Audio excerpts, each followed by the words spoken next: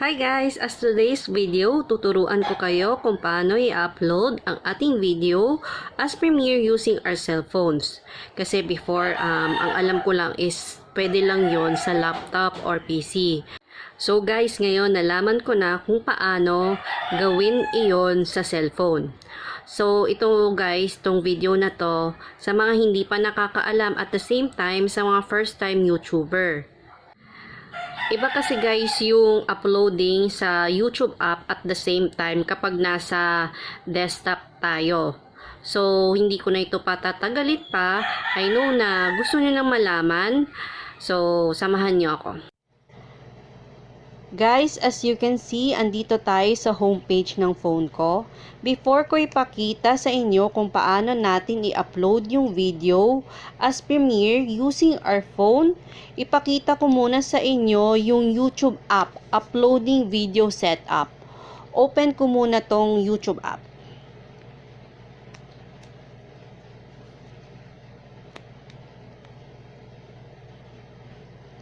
So guys, nandito na tayo. Pindutin lang natin yung image nung video. So yan. Pili muna tayo ng video.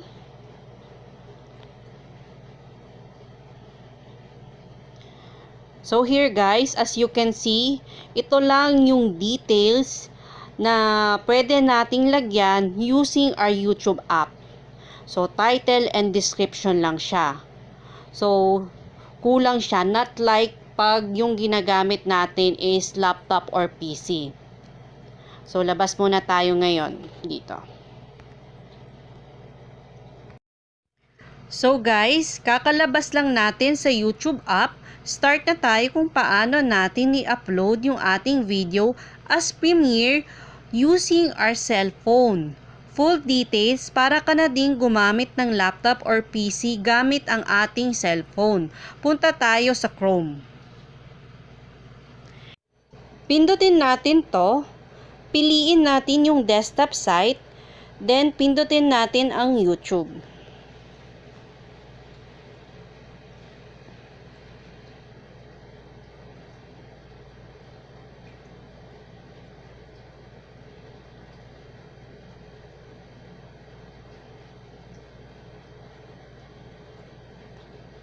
As you can see guys, para kang gumamit ng iyong laptop or PC. Pero ang gamit lang natin ngayon is cellphone. So, desktop site na to guys. Pindutin natin yung image video, upload video.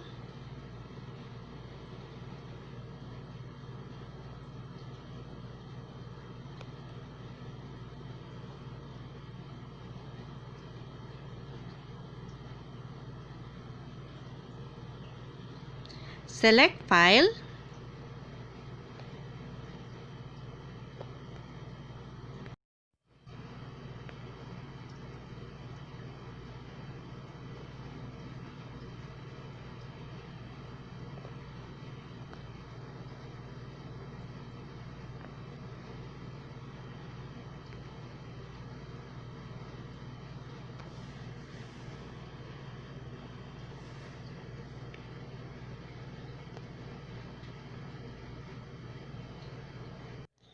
So guys, as you can see, uploading na yung aking video, yung napili kong video, ando siya sa baba. So guys, tulad nung pinakita ko nung una, kumbaga doon sa YouTube app, yung details lang doon is yung title then description. Dito, andito na siya, complete details. Title, description, thumbnail, playlist, then age restriction, tapos yung tags. So, yung iba dyan kasi hindi naman natin ginagamit yan. So, yan na siya.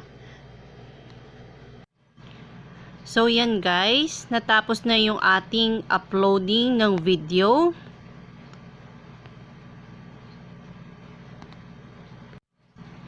Pina-process na siya. So, konti na lang to. Wait na lang natin guys. Then, next step na tayo.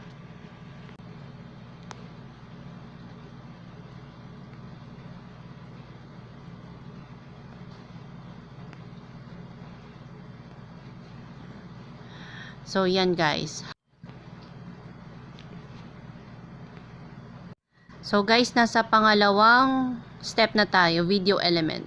So, next lang natin to. Okay. So, andito na tayo guys sa visibility. So, isa-set up na natin yung video natin as premiere.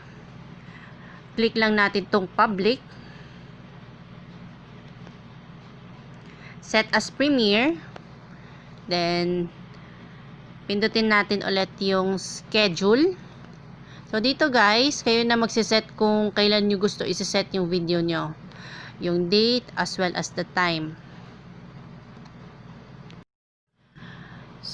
So guys, na-set up ko na yung sa akin. Set ko na siya as premiere.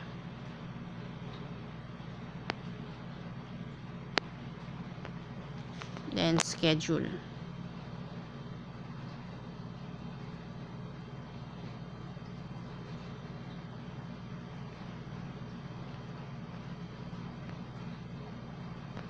So, yan guys. Natapos na. Naset ko na siya as premiere yung video ko. So guys, natapos na naman ang aking video for today. Sana may natutunan kayo at nakatulong ako sa inyo. Kung nagustuhan nyo ang aking video, don't forget to like, don't forget to subscribe on my channel, Nixpau channel, and at the same time, don't forget to hit the ring bell button for you to be able to get all the notification on my upcoming videos. Until next time, bye!